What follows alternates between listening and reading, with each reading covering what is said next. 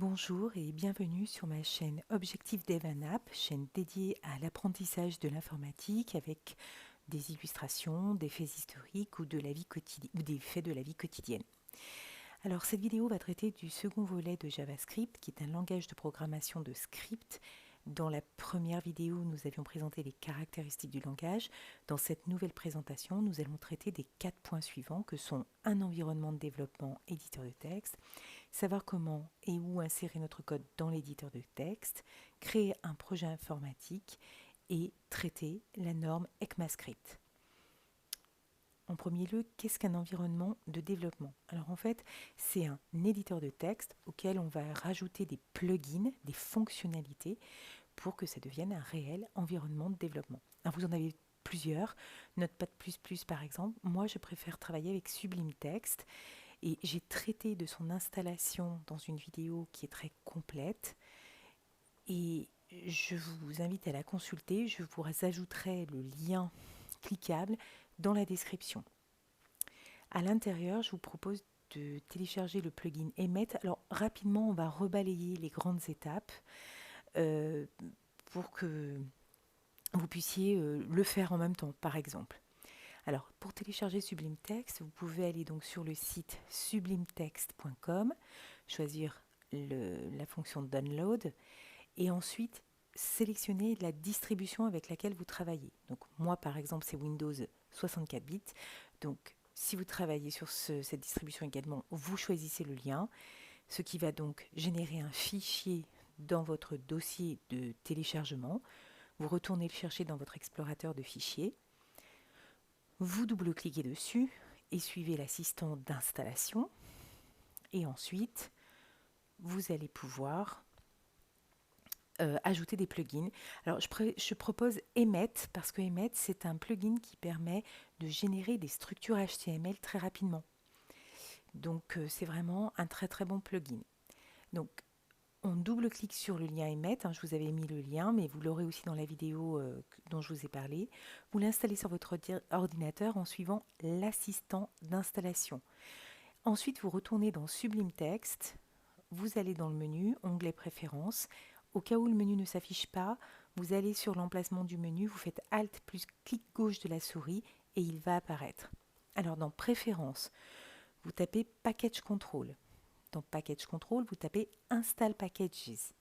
Vous écrivez Emmet, vous le sélectionnez et votre environnement de développement est opérationnel.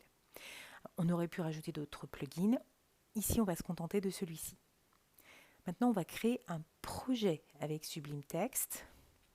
Alors, pour créer un projet, on crée un dossier sans extension dans l'explorateur de fichiers et dans le répertoire de votre choix. Donc, clic droit, nouveau dossier. Et là, vous lui donnez un nom sans extension, donc par exemple, mon site.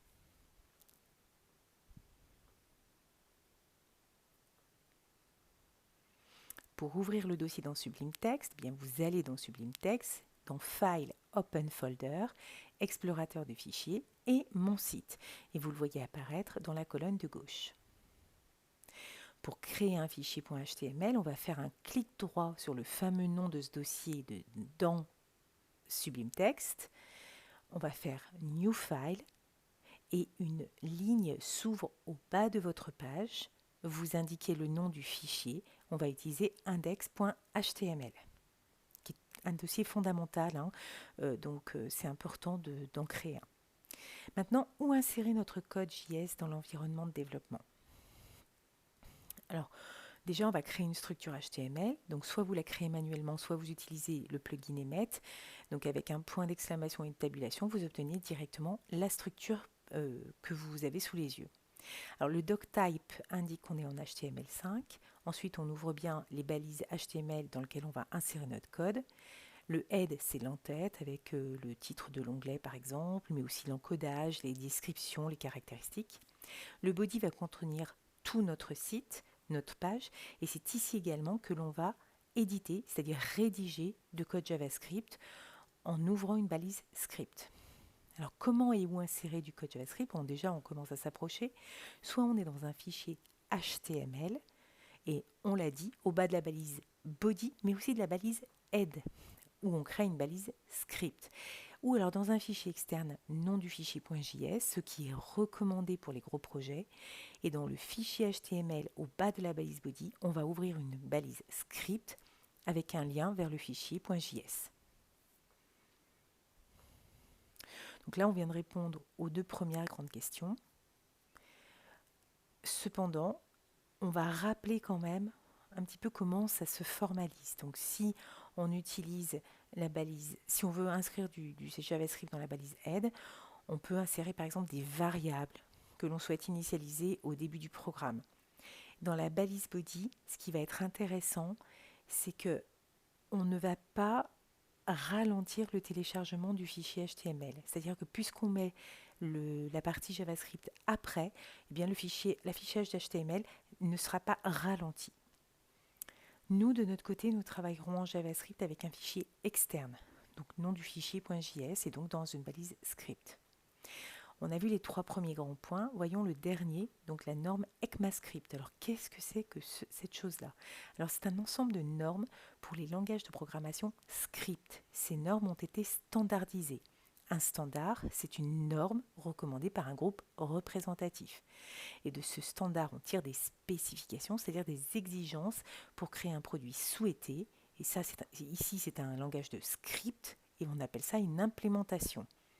Donc, l'évolution de la norme ECMAScript, c'est d'abord CoffeeScript, puis LiveScript, et arrive JavaScript en 95.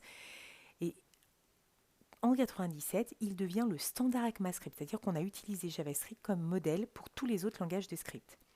Et en même temps, désormais, JavaScript devra lui aussi appliquer, se plier à la norme ECMAScript. Alors TypeScript en 2012 est aussi une implémentation ECMAScript. C'est un surensemble syntaxique, c'est-à-dire une surcouche qui allie les avantages des langages compilés et des langages de script. Alors, c'est-à-dire que quand on écrit du JavaScript, comme on ne type pas nos variables, on a un risque de sécurité, d'erreur. Le TypeScript est un code plus strict qui limite justement ce type d'erreur. Alors, par contre, ça nécessite, comme en fait les navigateurs ne comprennent pas le TypeScript, on va avoir la nécessité de le convertir en JavaScript et ça passe par un transpiler comme Babel. La norme ECMAScript, on en est à la 11e édition en 2020 et l'édition majeure reste quand même l'édition 6 de 2015 ou EC15.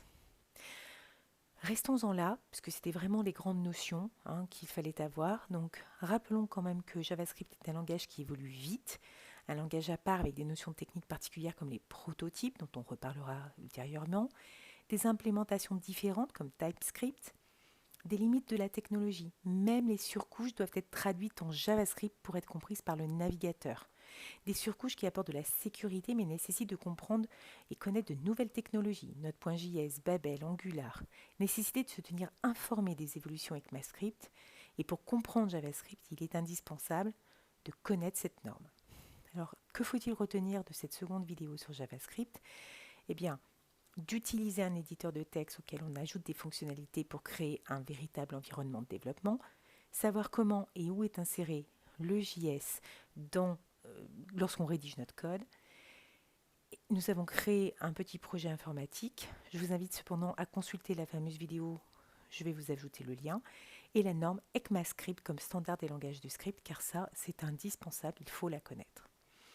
J'espère vraiment que cette vidéo vous a été utile parce qu'elle est le condensé de beaucoup de recherches et j'essaye de vulgariser pour vous faire comprendre ce qui est important à retenir. N'hésitez pas donc à mettre un pouce bleu pour m'encourager, de vous abonner à ma chaîne. J'essaye de vous fournir du contenu de qualité. Je vous remercie d'avoir suivi la vidéo et vous souhaite une bonne journée.